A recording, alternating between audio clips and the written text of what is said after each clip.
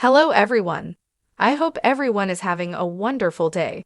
Before starting the video, please go ahead and hit the subscribe button and give this video a thumbs up. Thank you. This week's Chicago PD started to discuss the issue of police reform, but that went about as well as you'd expect. Wednesday's episode, Fighting Ghosts, saw Hank Voight, Jason Begg, chafing at the direction of a new deputy superintendent, recurring guest star Nicole Ari Parker, as it hampered intelligence's case against the man who'd shot a child. Meanwhile, Kevin Atwater, Leroyce Hawkins, continued to face harassment from other officers when he refused to walk back his statements about racial profiling. Here's what happened in the latest Chicago PD episode for each of your favorite characters. Starting with Chicago PD introduces Deputy Superintendent Samantha Miller as she's giving a speech that Haley Upton, Tracy Spiridakos, calls disrespectful. Both Atwater and Jay Halstead, Jesse Lee Soffer, disagree. Voight is waiting in Miller's office when she returns. She wanted a meeting, as in 2 weeks she's already heard his name too much.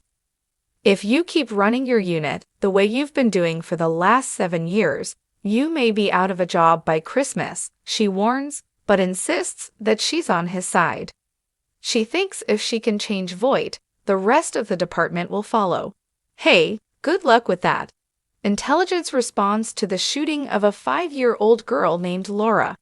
But no one in the neighborhood wants to talk to the cops. Jay gets called a racist by one person, and another throws a bottle at Adam Ruzick. Patrick John Pfluger, Chicago PD opens the next day with Halstead having found video footage that proves Laura's shooting was accidental. He and Upton visit the church they saw on the video and find the priest tied up in the back room. "It's the last time I stash money for a drug dealer," he says, explaining that he took the cash to keep the doors open. He got held up by an armed assailant and then tried to chase the robber, which is how Laura was shot. He then got tied up and beaten by the dealer he was hiding the money for. With the real story out, Voight interviews the dealer, who says he doesn't know who the shooter could be. But Halstead finds out the description of shooter's getaway car matches one driven by the dealer's ex-girlfriend. Voight and Ruzick interrogate her, but she lawyers up. She tipped somebody off, Voight declares. The someone is revealed to be her new boyfriend, Miguel Cortez, and soon intelligence is rolling to his house. Intelligence gets a warrant, and they arrest Miguel at gunpoint. Ruzick recovers the drug money, which is still in the church collection bag. Cue an angry Samantha Miller striding into Voight's office. She's been watching the body camera footage, and because intelligence didn't identify themselves before they entered Miguel's home, the state's attorney has deemed all their evidence inadmissible. The days of playing God are over, she chides him. Voight breaks the news to his team, saying, "No one's got the guts to stand up for police right now, get used to it."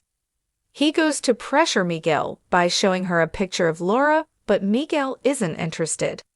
Chicago PD plays some ominous music to remind us that Voight's blood pressure is rising. When Miguel likewise demands a lawyer, Voight is seen angrily storming downstairs. With less than 10 minutes left in the episode, we finally see Trudy Platt, Amy Morton, who directs Voight to Roberto. He tells Voight that Laura has died at the hospital, and he's baffled that they have her killer but aren't charging him yet. Voight can't articulate why, and Roberto walks out, leaving Voight to twitch in frustration. He comes back upstairs and orders Miguel put into the basement cage. But all that happens is he gets into a shouting match with Atwater and then ends up sulking by himself. Voight gets to watch Miguel being released, and of course, smirking on the way out because Chicago PD has to rub it in a little bit. That night, Voight does typical Voight stuff, lurking outside Miguel's house and visibly struggling not to assault him before driving off. Thanks for watching this video. Please subscribe to our Chicago PD official channel and stay with us.